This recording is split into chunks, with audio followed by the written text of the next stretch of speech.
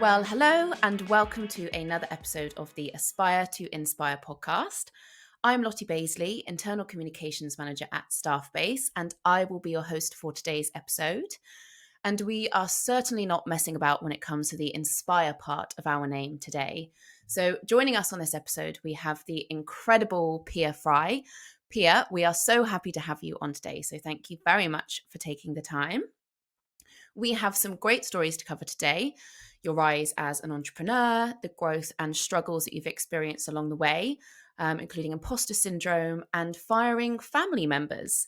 But before we begin, let's give our audience a bit of an introduction to who you are. Hi, thanks for having me. I'm Pia. As you said, I'm founder of Opinary and now working at Affinity, leading the marketing side. Fabulous. Thank you so much for joining us today. So we will get straight into it. And now it is no joke when I say that you have had such an impressive career to date, including being named in Forbes 30 under 30 in the European media. So could you tell us a bit more about your kind of career path in your own words?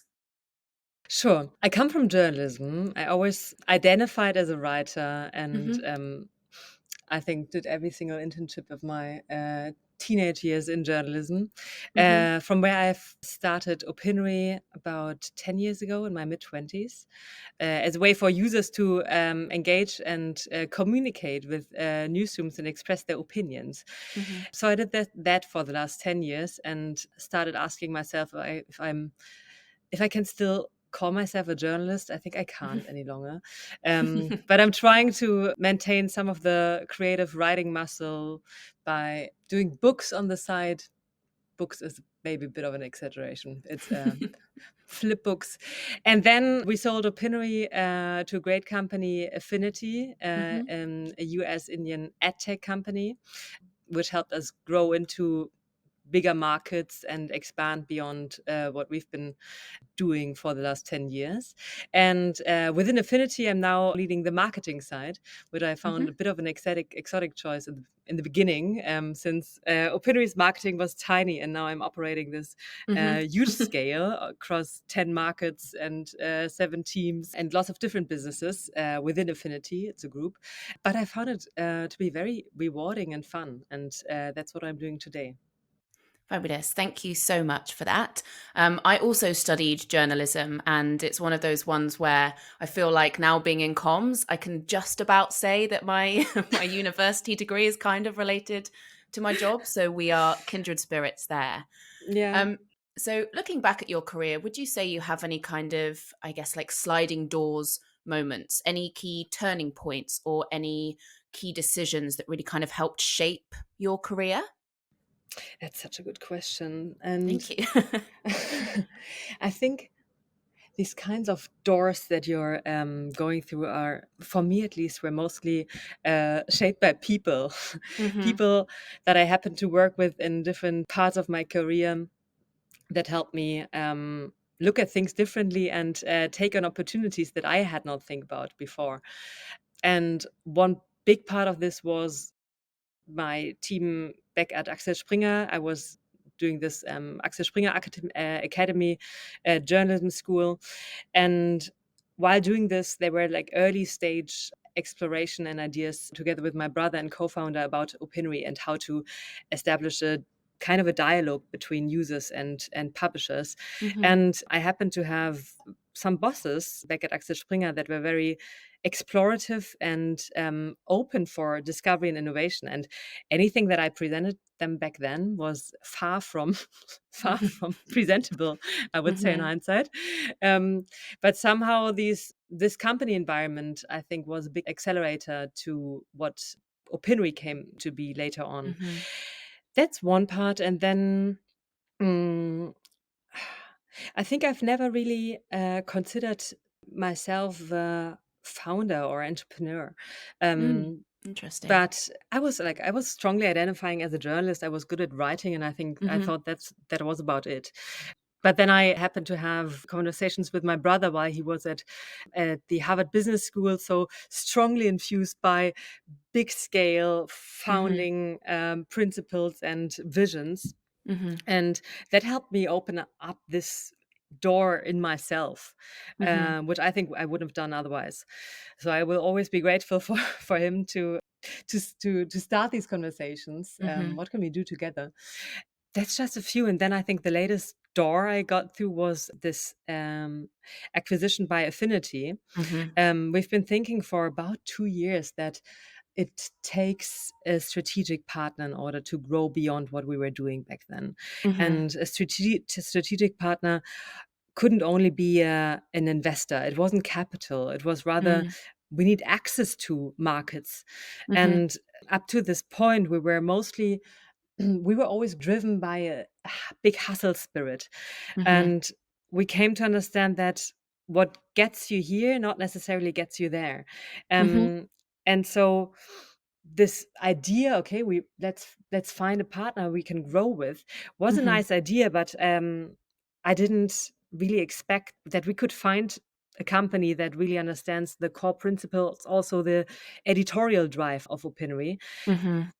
together with the business impact that we're holding ourselves accountable for.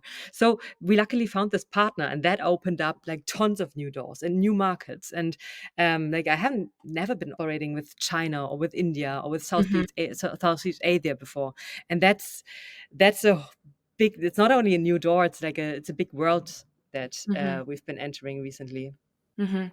Sure. And I think it's really important that, you kind of recognize that you need to partner with people that have other strengths. Like Opinary has its own strengths, but in order to take it to kind of that next level, you need to actually, take a step back and say, hey, what are we not quite so good at? What do we need support with?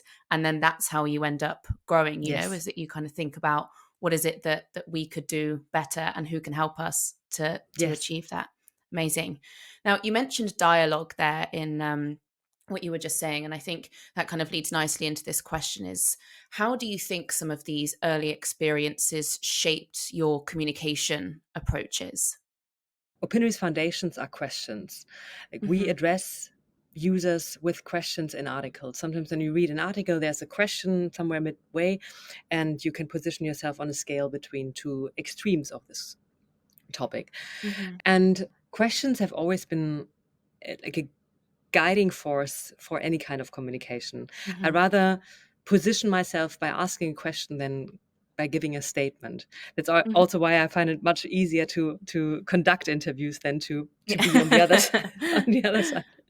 But I was always passionate about questions and the different kinds of communication and conversations that you can unlock just by granular differences in how Mhm. you frame a question. Um, and we've always, within Opinory, we've always tried to stay very true to this belief in questions. I mean, I'm looking Mhm. at a wall up there. It says everything starts with a question. And I think Mhm. that's really true. And I think you have the best management conversations when you guide with questions, not with Mhm. statements. It's a rather egalitarian approach to management, also to lead by Mhm. questions. But I found it quite productive and part of the principles of Opinory. And also the first book I published was a generator of questions, like an auto Mhm. generator of random questions where you combine different parts of a question, and it opens up completely different universes of Mhm. discussions. So yeah, that's I think one of the big parts that shape my communication. Trying to find Mhm. the best question is also kind of an ambition. Mhm. Well, sure, and absolutely no pressure on me then for the rest of the questions that I'm gonna ask you I today. won't judge. I won't judge. Give me some grace, thank you. So let's talk about Opinary then. So this is the company that you founded in 2013 with your brother Cornelius at the age of 24, which you have since sold to Affinity, but we will come on to that shortly. So at Opinary, you attracted some really big name clients. So people like The Guardian, Huffington Post, Toyota. So it would be great if you could give our listeners maybe a little elevator pitch about what Opinary is, and then talk a bit about what inspired you to start that company. Yeah. Especially for German audiences, there might be some familiarity with Opinory. So again, when you sometimes read an article we address you with a question and give you easy ways to answer with one click. Mm-hmm. The idea behind this is to open up or to turn journalism more into a two-way street than the one-way Mm-hmm. street it's been. And the idea here is that for publishers, in order to build loyal audiences, you need to have a relationship with your audience. Mm-hmm. And a relationship is rarely shaped by only one side communicating. Mm-hmm. So Opinary opens up journalism to enable conversations within Mm-hmm. content, which gives publishers the benefit of better understanding their readers and Mm-hmm. audiences. I found it appalling when I was working in newsrooms how little we knew about our readers, how little interest there was about our readers. I mean, Mm-hmm. journalists are always curious, but Mm-hmm. there was much less curiosity in whom are we catering for. Mm. So it gives better understanding about who readers are. It gives the opportunity to convert engaged audiences into subscriptions, newsletters, app downloads, signups, etc. Because once you activate someone, it's much easier to take them to this next step of the funnel. Mm-hmm. And one big part of this of what we're doing for publishers is to transfer these first-party data into publishers' data management platform. So Mm-hmm. sometimes as a user, you're addressed with a follow-up question like, thank you for your answer. What's your gender? What's your age? What's your household net income? And these data get channeled into publishers' data management platforms in real time, which enables them to cater more targeted advertising to them and to build more tailored products for them in their own subscription business. Mm-hmm. That's a really interesting perspective, and actually something that I completely agree with. I think, especially in my role in internal communications, I kind of think that we are there to nurture the relationship between employees and the business. And I guess it's a similar kind of thing at Opinary, right? It's that kind of nurturing the relationship between the publishers and the readers. So I guess you were relatively young when you started this business. You started it with your brother, so there's that kind of family aspect as well. Were there any initial challenges you faced when establishing Opinary? Countless. And I can imagine. And what were any kind of ones that stand out to you, and how did you overcome those? So I think one benefit we had that I only got aware of in hindsight was that I was so young when we started this. There was no, I had no responsibility for anything beyond myself. Mm-hmm. So that made it quite easy to take this step. I think one challenge that is often underestimated by aspiring founders and existing founders in general is that vision is easy, or I'd say like shaping an engaging, inspiring vision Mm-hmm. can be done. I think what's much harder is focus. And especially when you build a product and you see, wow, there are lots of opportunities and Mm-hmm. so much potential. As long as you're not prepped with billions, you have to focus. And even Mm-hmm. if you have large capital to operate, it still requires focus to be successful. And that always also means that you have to be smart in when you make bold decisions. So, for example, we grew organically quite fast in Germany, operated with the biggest publishers here, Spiegel, Burda Forward, FAZ, etc. And then made a decision, okay, let's take it global.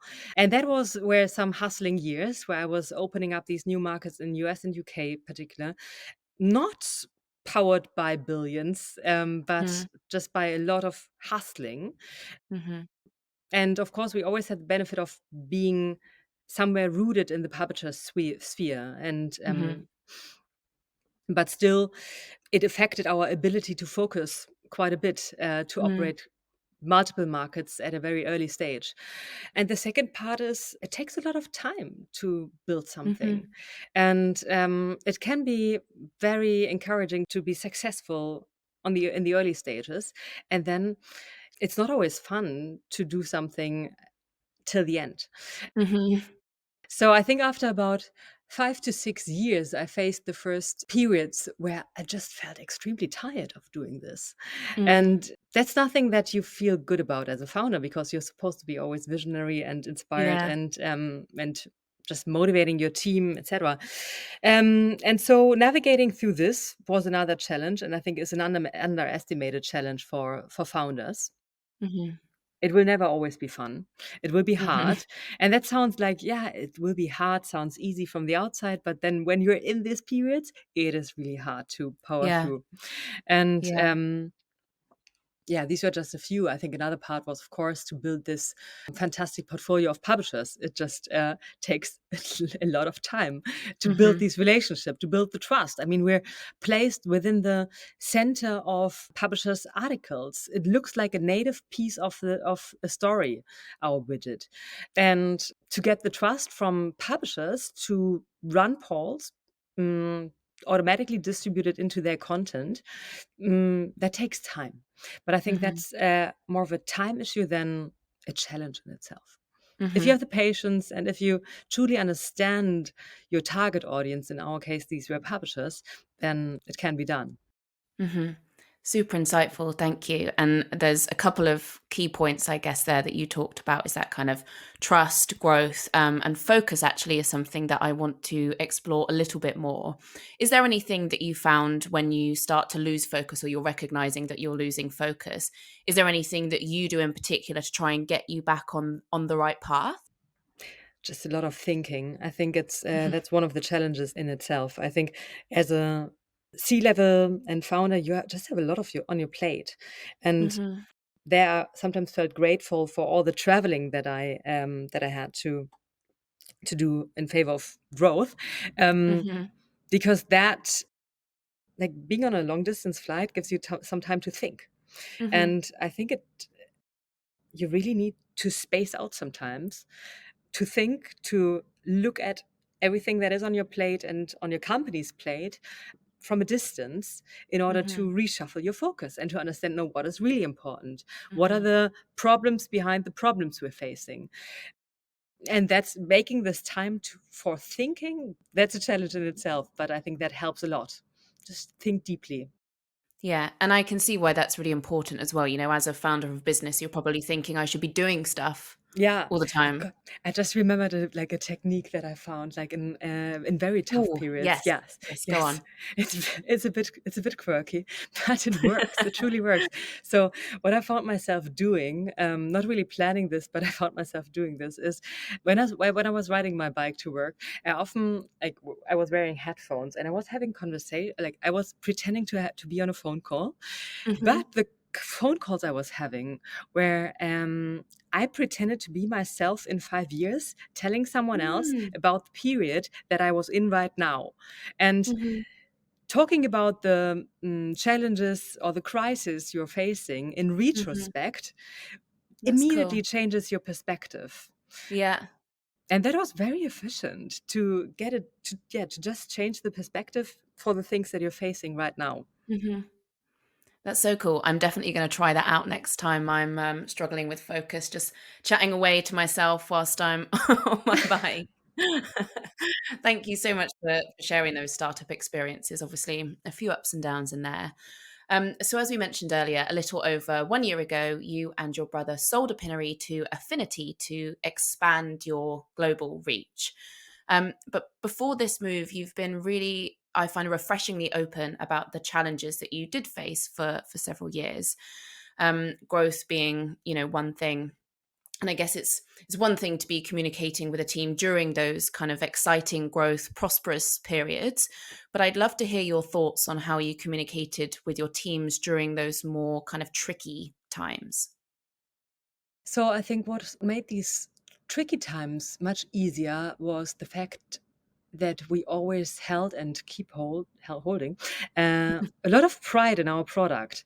Mhm. So you could walk into any bar in Germany and tell them about Opinary, and no one will know the name. But when you Mhm. show them, it's this little thingy that you see in Mhm. articles, people will know. Like every second Yeah. person knows this. And that gives some pride. Like, this is us. Yeah.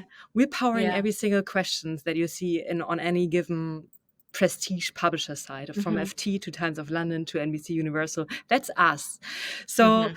that helped balancing some of the trickier periods. Within Mhm. these trickier periods, I think it was particularly the period where we had made a decision that we want to find a strategic partner. Strategic partner means we will sell this company.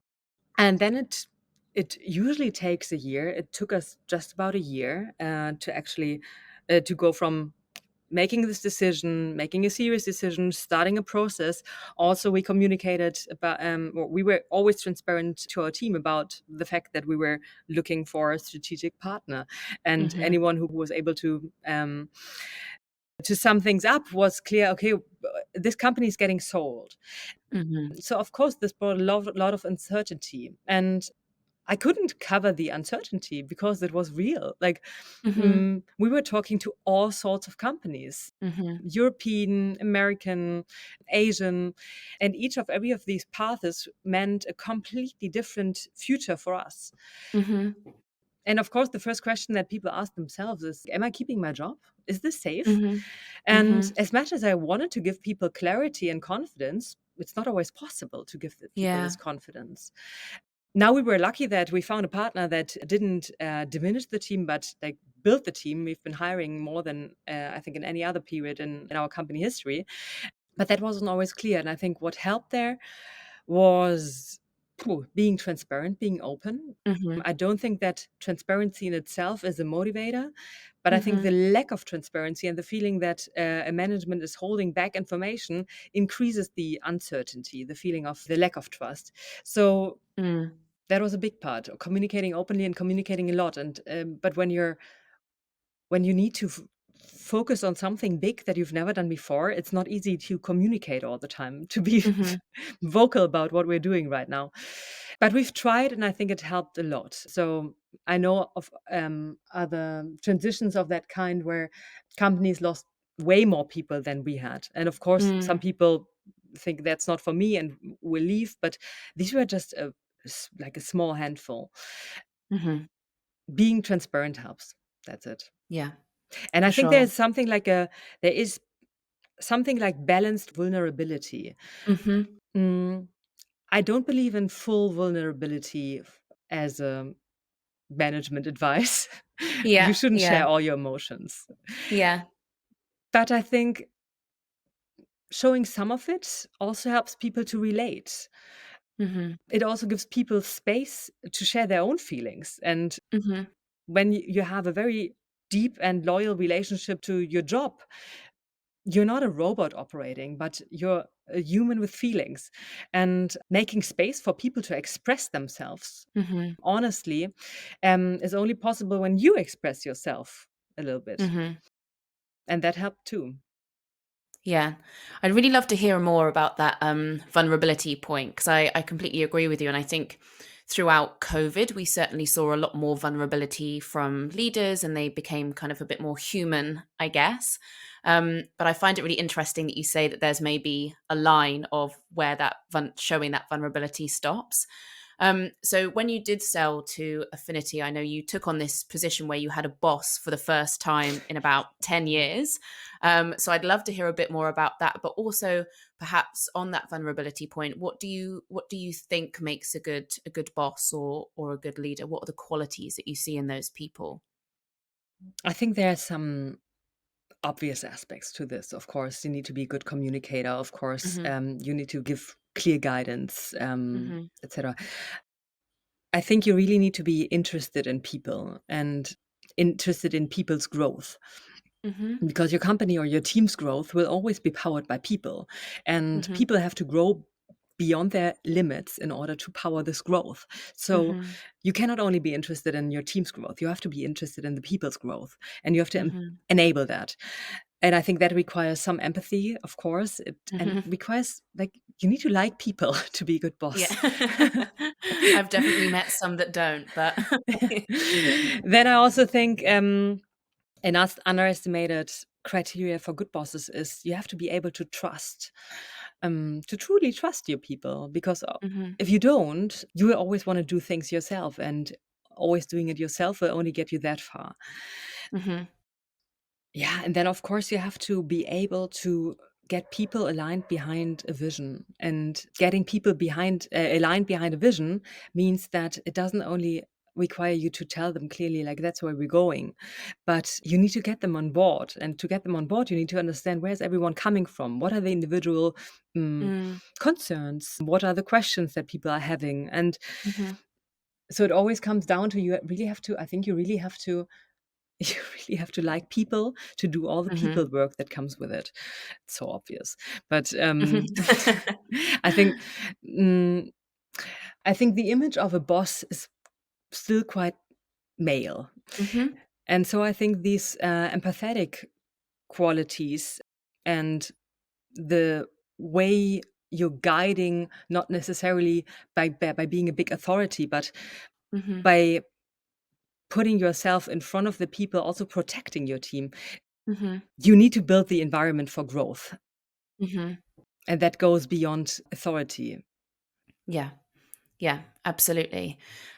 So your role now, you are CMO at Affinity, and of course you've grown a lot since your time at Opinary. You know, it was a much smaller business. You've grown heaps then.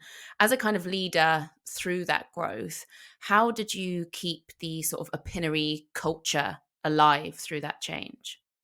One more thing, you just asked about how it was to have a boss again, and Oh, go that's a on. good question. Because, like, we went through this, process of selling Opinary, which was intense, and, Mhm. it was clear that the management at Affinity was amazing, and we had a Mhm. very good or very trusted relationship from the start. Mhm. And it was clear that they want the right thing for Opinary, and we aligned on the vision of what this shared identity is supposed to be. Mhm. But then I was completely shocked by finding myself in panic post acquisition, taking on my new role and Mhm. understanding, oh, now I have a boss again. And Mhm. I love him. It's like the Mhm. CEO of Affinity is extremely Lavin, is an extremely smart, curious, inspiring person.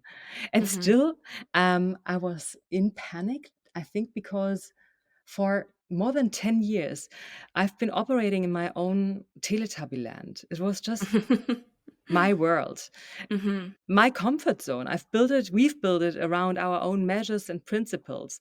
Mhm. Um, and no one was really, I mean, we had investors, of course, but no one was ever really checking on me.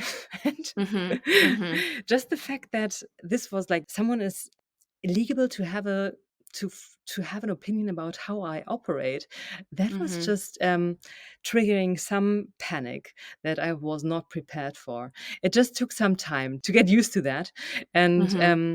now I feel very grateful for having someone not only on the side but also in front of me.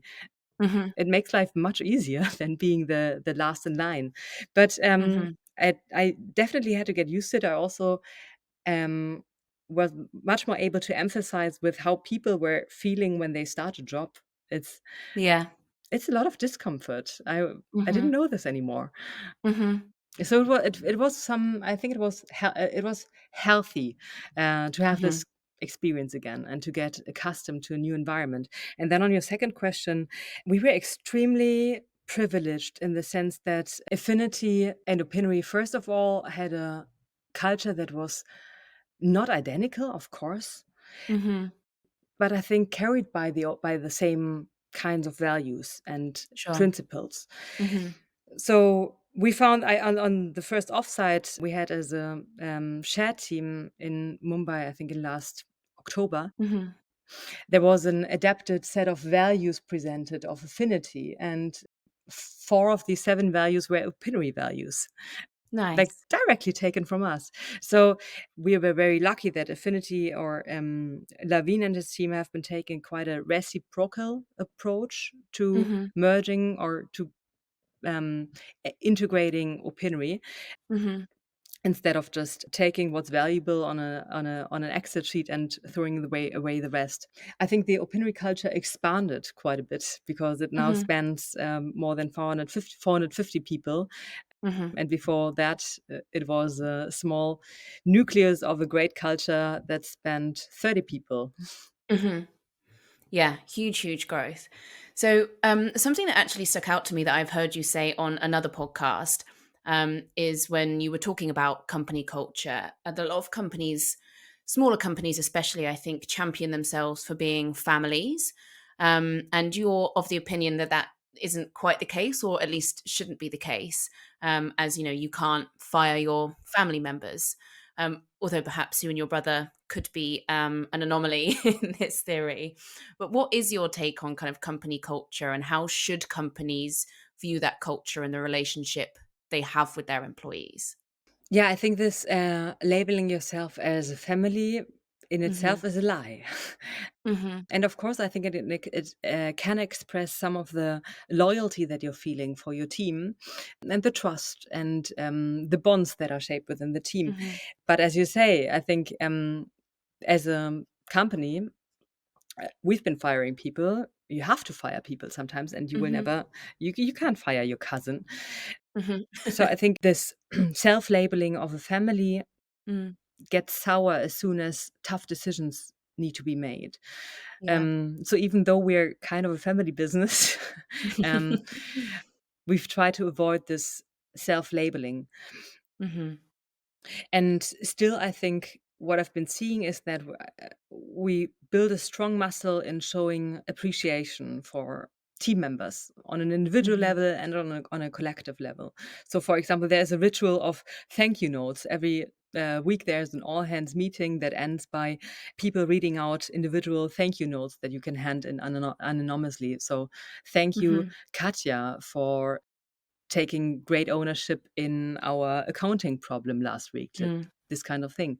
And I've seen that it has a great impact in how people feel seen and heard within the team. Mhm.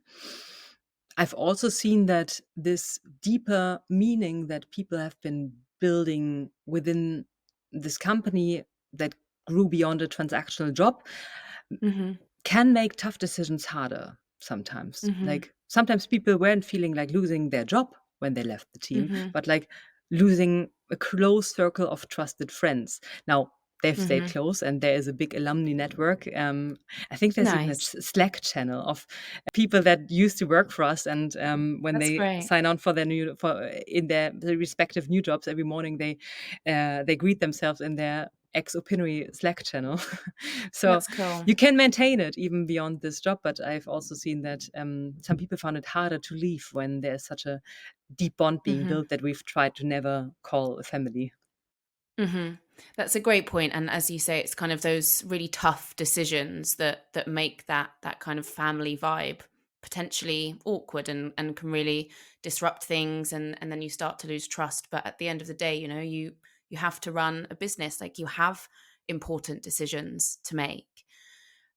Something else I heard you say, actually, on the topic of making important decisions. We recently produced an episode about imposter syndrome, and I've heard you talk about that before, and something that I am happy to admit that I have also struggled with at times. How do you deal with that when it comes to kind of making those difficult decisions when you maybe don't feel like you're the right person or capable enough to do that sort of thing? First of all, it's awful. It's an awful thing, and I was always thinking it goes away at some point. Like early on in my Mhm. career, I felt like it's not a syndrome. It's like absolutely true that I'm lacking competence in some parts. Um, Mm. I was thinking that this false feeling of incompetence and people might find out about it, it goes away, but it does not go away. And then I'm sometimes talking to elderly people, and they still have it. I think there is like Mm. for women in particular, I think there is a breaking point that is very, very, it makes me hopeful, which is Mhm. women post menopause think much less about how people think about them. Mhm. They give a fuck. Like when you Yeah. not everyone, and sometimes it goes wrong ways, but not giving a Yeah. fuck. But but I came to the conclusion that until then, I just need to live with it. Mhm. One other thing that I've learned about it is that it affects your communication, the confidence Mm. in which you communicate when you are Mhm. deeply questioning yourself and when you're Yeah. constantly threatened by the fantasy people might find out about you being a scam. Um, that's how I was feeling many times, like Yeah, yeah, many I've been times. there, I've been there. Yeah.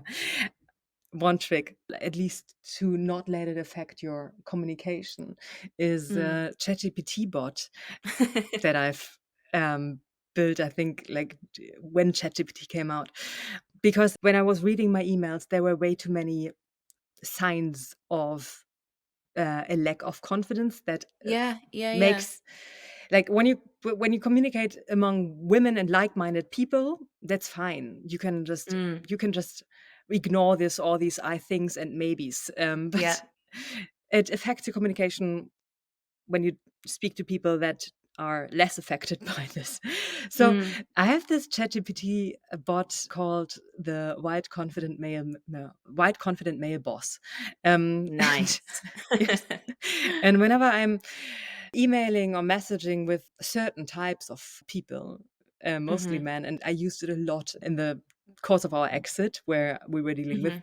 lawyers and with bankers and Mhm. with certain A-type personalities quite a lot. So Mhm. I just paste my messages there, and it turns it into a message like it's coming from a white, confident male boss, Yeah. and it bridges the gap of communication. It Yeah. doesn't solve the imposter syndrome at all, of course. Yeah. Yeah. Yeah. Um, from a principle perspective, it's not great because the diversity in communication is a good thing, Mhm. and you are dissolving some of this diversity in how you communicate and how you express yourself.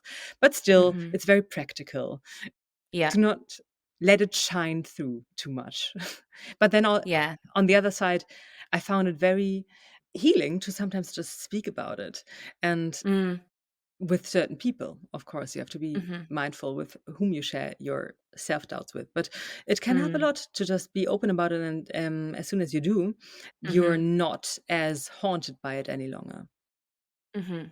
Yeah, that completely resonates with me, and that's something that I do often if I think, "Oh, I'm having that imposter syndrome," is to think about other really successful people who are also having imposter syndrome, and it's like, wow, if you're having it, then then it's fine.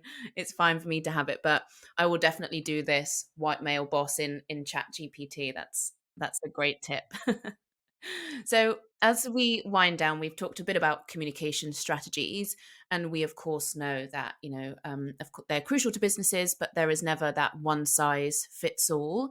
I'd be interested to hear if you have any kind of top tips between communicating across, different cultures, different areas of the Hmm. globe. Um, so I've been learning a lot about this since I started operating quite a global team. Hmm. One very trivial but recent instance was we made I was really proud to see that some of the journalistic skills in communicating in a way that makes it relevant for people, which is not always Hmm. aligned with marketing and content as you Mm. come across on LinkedIn, for example, full of garbage. So reducing the garbage and increasing the relevance has been very useful in my new Hmm. role at Affinity. But Hmm. what's relevant is very different from country to country, or what's seen as relevant. Hmm. So, for example, we've created a newsletter for one of our business units for the US, which was much more thought leadership based than self promotional. And it performed amazingly well. Running the Hmm. same in India and Southeast Asia didn't work at all. People were much less Hmm. interested in reading long stuff, is what they told Yeah. me. And by Yeah. when we try to analyze why isn't it performing? So Yeah. people are much more visual in the kind of communication. Also, Hmm. when it comes to design, visual communication in Western geos is rather minimal, and it feels more classy to more minimal you go, the more classy it feels. Hmm. And Eastern regions are much richer in the visual Mm. communication. And Mhm. so none of it is better than the other. You just have to be very adaptive to whom you're communicating with. And Mhm. these were some of the recent learnings I had to make. Mhm.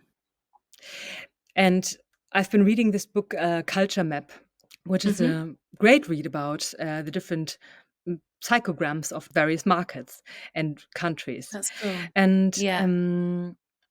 some of it was just not true for my current environment because, as I said, my new work environment, Affinity, is much more like what I've shaped as our culture with Opinary than I've thought. So the way of Mhm. direct versus indirect communication, Yeah. the way you confront each other, the way you give feedback Mhm. is much more aligned than I had expected. Mhm. Cool. Thank you so much. Now, there are so many more things that we could have spoken about today. In the UK, we have the phrase, you have your fingers in many pies. So there's a nice visual for you there. But one question that I'd like to get in selfishly before we have to wrap up is, if you were to start a new business today, what would that be?